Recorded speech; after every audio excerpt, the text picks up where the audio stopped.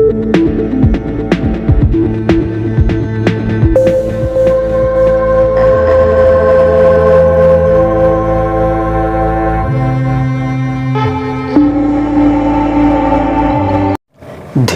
मत करना मर जाओगे।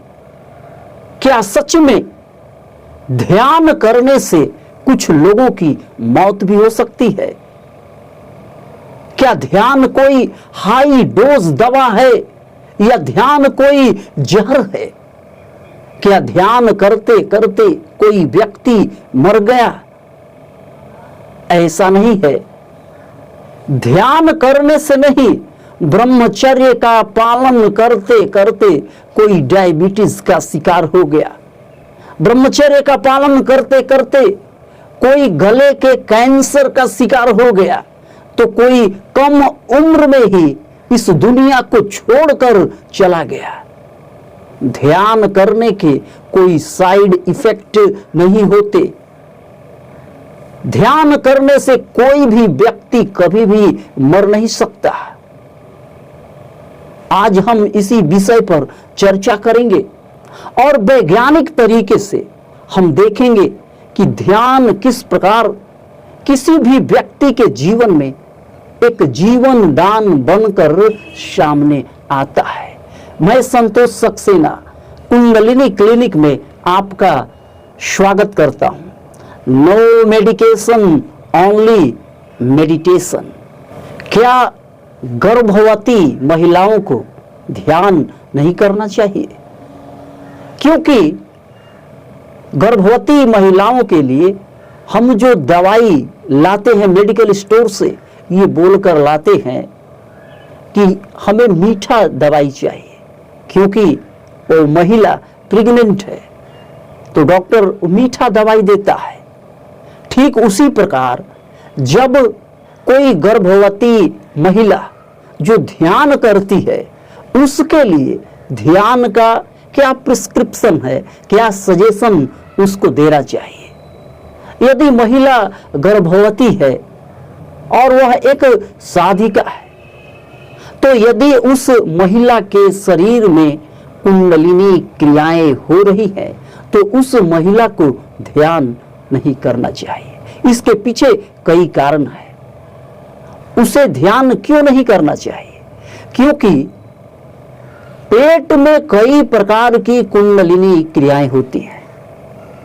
अब पेट में बच्चा है, तो जब कुंडलिनी क्रिया जैसे पेट बिल्कुल रीढ़ की हड्डी से जाकर लग जाए और उस महिला को उड़ियान बंद लगता हो, तो ऐसी स्थिति में उसे ध्यान नहीं करना चाहिए, क्योंकि उसके पेट में दर्द पैदा हो सकता है, उसके पेट में पल रहे शिशु को हानि हो सकती है, क्योंकि उस पर दबाव पड़ेगा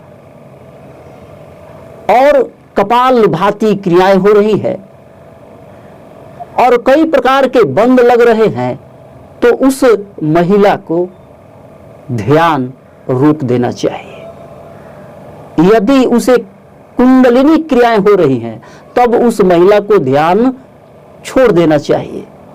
अन्यथा यदि उसे केवल ध्यान और शून्यता की अनुभूति होती है, तब कोई समस्या नहीं।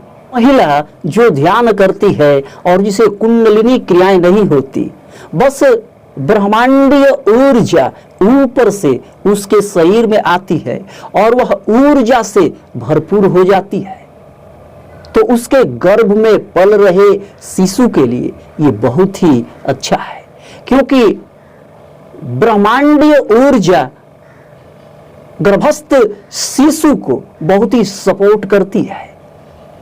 और यह जो ब्रह्मांडीय ऊर्जा है, यह डायरेक्ट उस शिशु को प्राप्त नहीं होती, क्योंकि ध्यान तो घटित होता है उस महिला के शरीर में।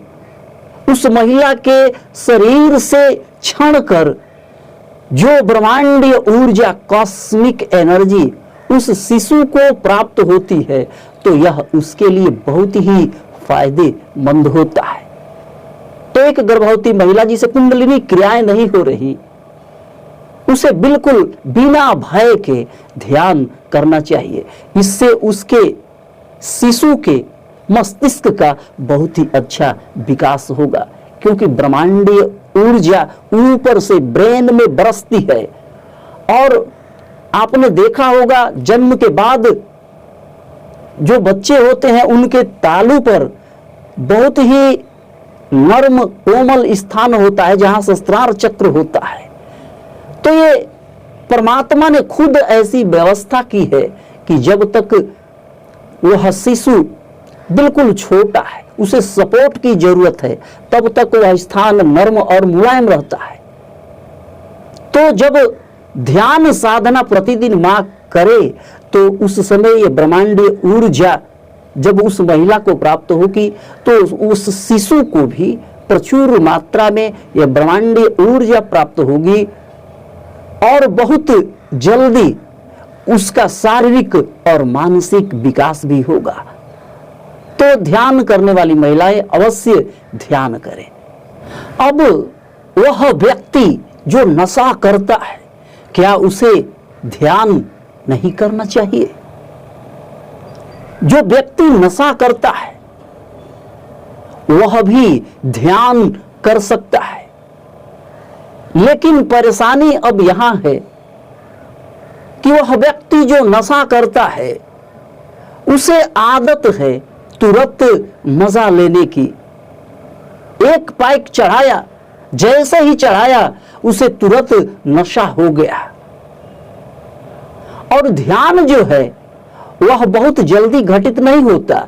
ध्यान घटित होने में कई महीनों वर्षों भी लग सकते हैं, लेकिन उसे तो बहुत जल्दी मजा चाहिए। तो सबसे पहले जो नशेड़ी है, जब उसको ध्यान सिखाना जरूरी है तो सबसे पहले आप उसके नशे की लत को छुड़ाएं। जैसे भी हो, कोई दवा खिलाकर या कोई जड़ी बूटी खिलाकर उसके नशे की लत को पहले आप छुड़ाएं, और उसके बाद जब उसकी नशे की लत छूट जाए तब आप उसको ध्यान के बारे में बताएं। क्योंकि जब तक वह नशा में रहेगा तो नशे के आदत के कारण उसकी कोशिकाओं में एक डिमांड पैदा होती है। उसकी कोशिकाएं भी उस नशे की आदी हो जाती है। तो जब तक वह नशे की लत में है वह ध्यान कर ही नहीं सकता, क्योंकि उसे जो नशा चाहिए, उसे जो मजा चाहिए, उसे जो आनंद चाहिए, उसे तुरंत चाहिए, इंस्टेंटली। बहुत ही क्षणिक वह नशा होता है और बहुत तुरंत जल्दीबाजी में ये नशा, ये मजा उसे प्राप्त हो जाता है। तो जब उसकी नशे की लत छूट जाए तब आप उसे ध्यान के बारे में बताएं, उसे समझाएं कि ध्यान भी एक प्रकार का नशा है। तुम जो शराब पीकर सब भूल जाते हो, तुम्हारा मूड बिल्कुल चेंज हो जाता है और तुम्हें लगता है कि सारी चिंताएं तुम्हारी दूर हो गई, तो ध्यान उससे भी बड़ा नशा है। ध्यान करने से न केवल चिंताएं दूर होती हैं, बल्कि मन से, दिमाग से सभी प्रकार के विचार खाली हो जाते हैं। तुम बिल्कुल शून्य हो जाते हो, स्वयं को भूल जाते हो। तो नशा करने में तो कुछ पैसे लगते हैं, लेकिन ध्यान में किसी प्रकार का कोई पैसा नहीं लगता। ध्यान बिल्कुल निःशुल्क होता है और केवल ध्यान करने की आदत डालने से ध्यान अपने आप स्वयं घटित हो जाता है। तो जब वह इतनी बात सुनेगा कि ध्यान तो उससे भी बड़ा नशा है, और सुबह सुबह ध्यान करके प्रतिदिन अपने माइंड की, अपने मन की रीप्रोग्रामिंग कर सकते हैं। और जैसे ही ध्यान से मन की रीप्रोग्रामिंग हो जाती है तो वो नशा चढ़ जाता है। मन आपको इधर उधर नहीं चलाता, आप अपने दिमाग पर पूरी तरह कंट्रोल कर लेते हैं। क्या वह व्यक्ति जो डिप्रेशन में है, अवसाद में है, वह ध्यान कर सकता है? वह व्यक्ति जो कई चिंताओं से भरा हुआ है, वह अपने मन में दुखी है, उदास है, गहरे अवसाद में है, वह व्यक्ति अपनी पुरानी यादों के कारण, पुरानी यादाश्त के कारण इतना परेशान है कि वह आत्महत्या तक करना चाहता है, क्योंकि उसकी यादाश्त ही उसे जीने नहीं देती। तो उस व्यक्ति को आप बताएं कि एक ऐसी चीज है, यदि तुम अपने जीवन में उसे अपनाओ तो ये तुम्हारी पुरानी यादें, पुरानी यादाश्त, सब कुछ अपने आप ही दूर हो जाएगा। तुम्हारा मन और दिमाग बदल जाएगा, तुम्हारी पूरी जिंदगी ही बदल जाएगी। सारी चिंताएं, उदासी, ये दुख का भाव सब अपने आप ही दूर हो जाएगा। जब वह इतना सुनेगा तो वह तुरंत कहेगा, बताओ बताओ वह उपाय क्या है। तब आप उसे डायरेक्ट ध्यान के बारे में न बताएं, आप उसे ध्यान से पहले समझाएं कि तुम्हारे पूरे शरीर में प्राणों का बिखराव हो गया है, जिसके कारण तुम्हारे प्राण बेचैन है। शरीर में जो पंच प्राण है उनमें इतना अधिक बिखराव पैदा हो गया है, तुम्हारे इन विचारों के कारण, हमेशा चिंतित रहने के कारण, दुखी रहने के कारण, कि इन प्राणों के स्तर पर काम करना जरूरी है। उसे प्राणायाम करना सिखाएं, योगा करना सिखाएं, और जब प्रतिदिन प्राणायाम करते करते उसके शरीर में एक नई ताजगी और स्फूर्ति आने लगे, उसके चेहरे पर थोड़ा प्रसन्नता का भाव आने लगे, एक ताजगी स्फूर्ति उसके चेहरे पर दिखाई पड़ने लगे, तब आप उसे ध्यान करना सिखाएं। आप उसे बताएं कि कुछ नहीं करना है, बस आंखें बंद करके रीढ़ की हड्डी सीधी करके बैठ जाओ और अपनी सांसों को देखो, केवल अपनी सांसों को देखो। तब देखो ये पुरानी यादें, विचार कैसे दूर भागते हैं। और जब वह प्रतिदिन इसका अभ्यास करेगा तो अपने जीवन में एक चमत्कारिक अनुभव प्राप्त करेगा। उसे ध्यान के द्वारा एक नया जीवन प्राप्त होगा। वह व्यक्ति जो मानसिक रूप से विकलांग है, क्या वह ध्यान कर सकता है?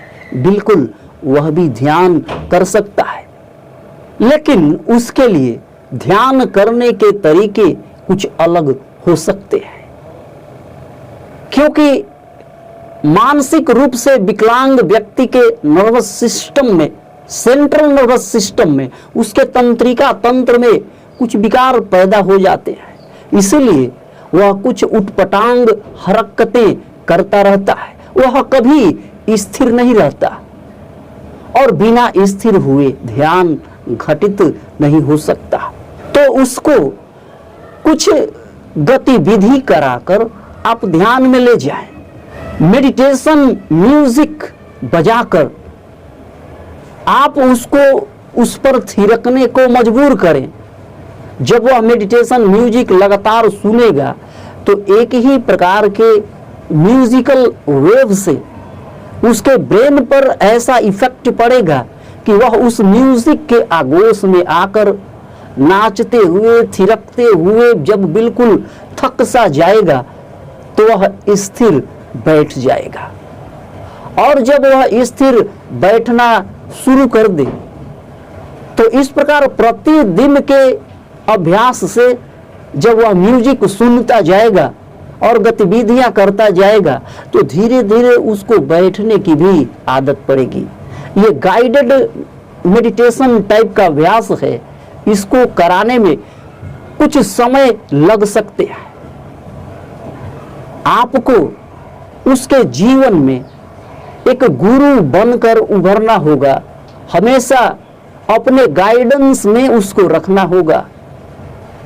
आप म्यूजिक बजाकर उसकी सारी गतिविधियों को देखते रहें। जब उसका मन और शरीर स्थिर होने लगे, भले ही वह म्यूजिक पर डांस के कारण, थिरकने के कारण, थकान के कारण हो, आप उसे धीरे धीरे अनुलोम विलोम प्राणायाम करना सिखाएं। जब इस प्राणायाम में, इस गतिविधि में उसकी रुचि आनी शुरू हो जाएगी तो वह अपने आप ही करना शुरू कर देगा और फिर प्राणायाम के कारण धीरे धीरे उसका मन भी स्थिर होना शुरू हो जाएगा और फिर एक दिन ध्यान साधना में भी उसको सफलता प्राप्त होगी।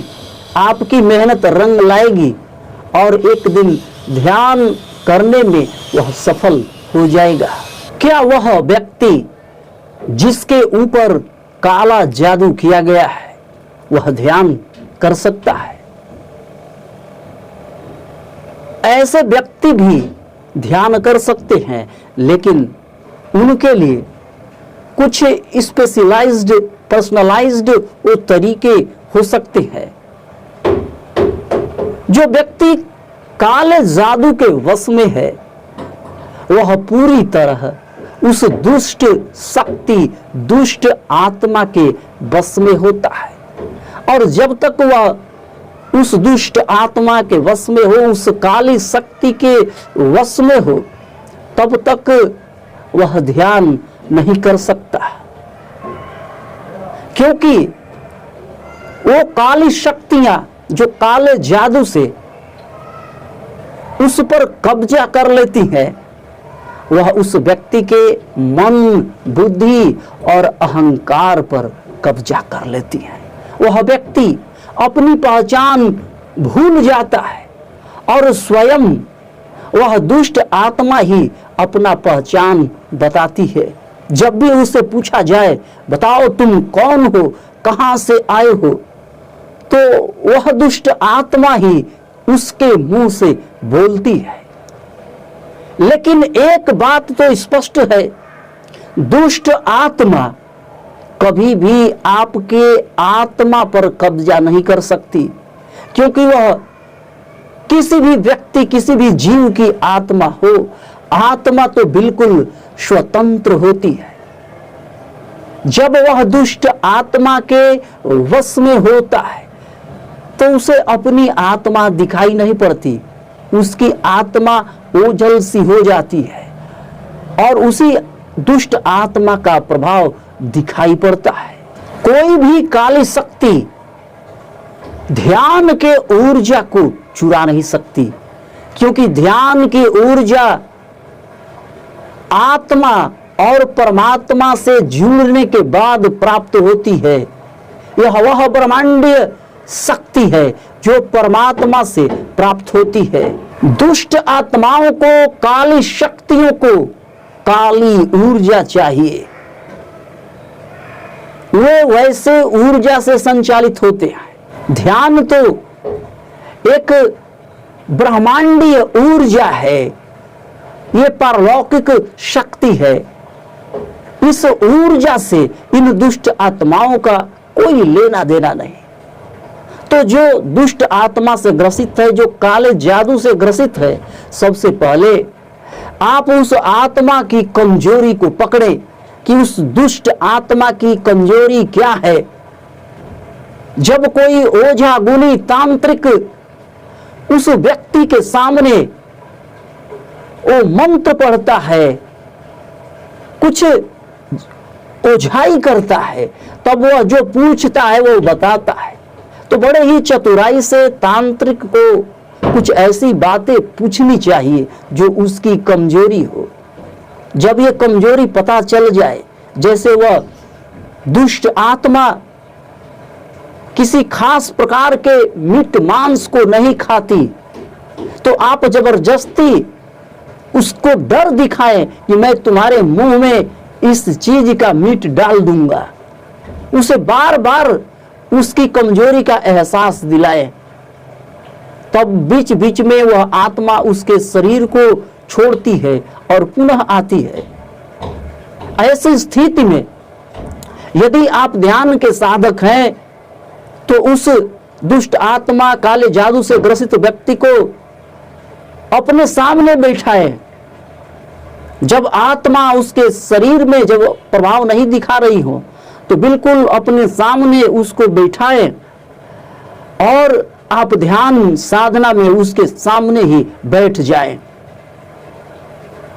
और ध्यान साधना के दौरान आप खुली आंखों से ध्यान में आ जाएं। खुली आंखों से, पूरी चेतना में जब आप ध्यान में हो तब आप एक टक उसकी आंखों में आंखें डालकर देखें।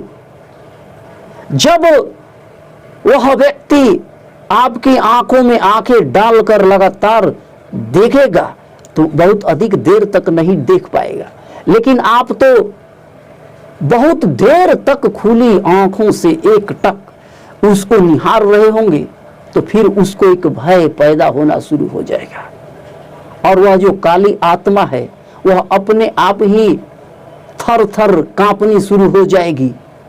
आप यदि ध्यान के साधक हैं और आपके घर में किसी के साथ ऐसा हो चुका है तो आप प्रतिदिन इसी प्रकार का ध्यान उस काले जादू से पीड़ित व्यक्ति के सामने आप करें।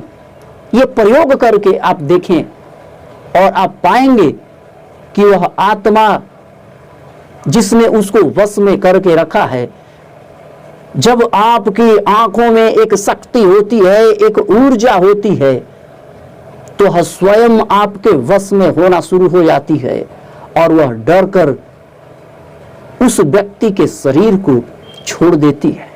ये एक प्रयोग है, आप प्रयोग करके देखें। जब आप अपनी पूरी चेतना में होंगी तो दुष्ट आत्मा आपके चेतना के स्तर को देखकर भाग खड़ी होगी, क्योंकि इस प्रकार की परिस्थिति से, इस प्रकार के माहौल से उनका आज तक कभी सामना नहीं हुआ है। और जब दुष्ट आत्मा से पीड़ित व्यक्ति, जब दुष्ट आत्मा उसके शरीर से बाहर निकल जाए तो वह आपका बात मानना शुरू कर देगा। उस समय आप उसको ध्यान करना सिखाएं और जैसे ही वो ध्यान करना शुरू कर देगा वह अपनी आत्मा के वश में होगा, उसकी आत्मा से परमात्मा का मिलन होगा तो फिर वह दुष्ट आत्मा कभी उसके शरीर में वापस नहीं आएगी। क्या वह व्यक्ति जो बहुत ही इमोशनल है, भावनात्मक रूप से वह कमजोर है कि किसी भी व्यक्ति को दुख में देखकर वह दुखी हो जाता है और वह काल्पनिक दृश्यों को देखकर, यहां तक कि फिल्मों में जब वह हीरो को मार खाते हुए देखता है तो वह इमोशनल हो जाता है। कोई भी इमोशनल सीन देख करके वह इतना भावुक हो जाता है कि उसकी आंखों से आंसू टपकने लगते हैं, उसका चेहरा बिल्कुल रुआसी हो जाता है, उसका गला भर आता है। क्या ऐसा व्यक्ति भी ध्यान कर सकता है? बिल्कुल ऐसा व्यक्ति और लोगों के मुकाबले बहुत अच्छी तरह से ध्यान कर सकता है, क्योंकि वह जो व्यक्ति भावनात्मक स्तर पर कमजोर है, उसकी भावनाएं इतनी कमजोर हैं कि वो भावनाओं में ही बह जाता है, भावनाओं पर उसका कोई कंट्रोल नहीं होता है। तो आप एक बात समझ लें, वह व्यक्ति जो भावनाओं में कमजोर है उसे विचार शून्यता बहुत जल्दी आती है, क्योंकि विचार शून्यता के बाद ही भाव शून्यता आती है, फिर तरंग लय ये सब कुछ आता है। तो वह व्यक्ति पूरी तत्परता के साथ बैठेगा ध्यान साधना में और उसे विचार शून्यता की चिंता नहीं करनी, क्योंकि विचार शून्यता तो धीरे धीरे उसे पहले ही आ जाएगी, फिर वह भावनाओं के स्तर में जाकर फंस जाएगा। विचार शून्यता के बाद जब धीरे धीरे भाव शून्यता में वह उतरेगा तो उसी स्थिति में बहुत देर तक वह फंसा रहेगा। इतनी देर तक वह फंसा रहेगा कि उस दौरान उसके मन में जो भी भाव आएंगे, विचारों के अलावा उसके मन में जो भी भाव आएंगे, उसी भाव को वह पकड़कर बैठ जाएगा और उसको इंटरटेन करना शुरू कर देगा। तो ऐसे साधकों को ध्यान साधना में कई महीने लग सकते हैं, लेकिन जब वह प्रतिदिन ध्यान साधना में बैठेगा तो आप उसको समझाएं कि जब भी अंदर भाव चलते हैं, चाहे वह दुख का भाव हो, सुख का भाव हो या आनंद का भाव हो, उस भाव को साक्षी भाव में देखना है।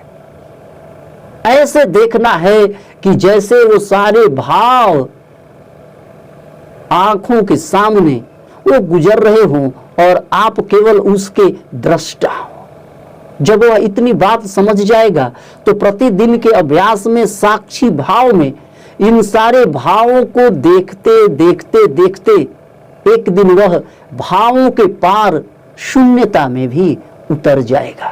और जब भावनाओं में स्थिरता प्राप्त होनी उसे शुरू होगी तो वह भावनात्मक रूप से मजबूत हो जाएगा। वह इतना मजबूत हो जाएगा कि किसी भी भाव में उसका मन इधर से उधर विचलित नहीं होगा और विचार शून्यता की स्थिति प्राप्त करने के बाद जब वह भाव शून्यता की स्थिति में पहुंचेगा तो वह बहुत जल्दी ही सूक्ष्म शरीर के भाव को प्राप्त कर लेगा, क्योंकि वह तो भावों से भरा हुआ व्यक्ति है और सूक्ष्म शरीर भाव शरीर के रूप में काम करता है। सारे इंद्रियों के बोध, सारे इंद्रियों के भाव सूक्ष्म शरीर में होते हैं। तो वह व्यक्ति उस भाव शरीर से ऊपर उठकर सूक्ष्म शरीर में वो पहुंच जाएगा और सूक्ष्म शरीर में जैसे ही वह पहुंचेगा उसका ध्यान का स्तर इतना उच्च हो जाएगा कि वह प्रतिदिन ध्यान करना नहीं भूलेगा। सारे काम धंधे छोड़कर वह ध्यान करेगा। ध्यान कोई नींद की गोली नहीं है जिसके लिए आपको पैसे खर्च करने पड़े। नींद तो तब बिगड़ जाती है जब आप अत्यधिक चिंता तनाव के शिकार हो जाते हैं, लेकिन परमात्मा ने नींद तो आपको प्राकृतिक ही प्रदान किया है। ठीक उसी प्रकार ध्यान करने के लिए पैसे खर्च नहीं करने पड़ते। ध्यान तो सर्व सुलभ, सहज और सरल है। ध्यान करने के लिए किसी विशेष प्रकार के गाइडेंस की जरूरत नहीं है, क्योंकि ध्यान कोई कुंडलिनी जागरण नहीं है। आप ध्यान केवल स्वास्थ्य लाभ के लिए कर रहे हैं और शुद्ध मन से जिस प्रकार पूजा पाठ में आप बैठते हैं, ठीक उसी प्रकार आप बैठें, आंखें बंद करके बैठें, अपनी सांसों को आप देखें। और कोई बहुत बड़ा नियम कानून इसमें नहीं है कि ध्यान करने के लिए ये करना पड़ेगा, वो करना पड़ेगा तब आपको ध्यान घटित होगा। नहीं, आप आंखें बंद करके बैठें और अपनी सांसों को देखना शुरू करें। यदि इसमें भी परेशानी हो रही है तो आप नाड़ी शोधन प्राणायाम करें, अनुलोम विलोम प्राणायाम आप करें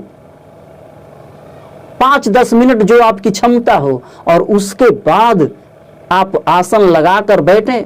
आसन मतलब रीढ़ की हड्डी सीधी करके बैठें, आंखें बंद करें, फिर अपनी सांसों को देखें। धीरे धीरे आपके शरीर और मन में कुछ परिवर्तन आना शुरू होगा।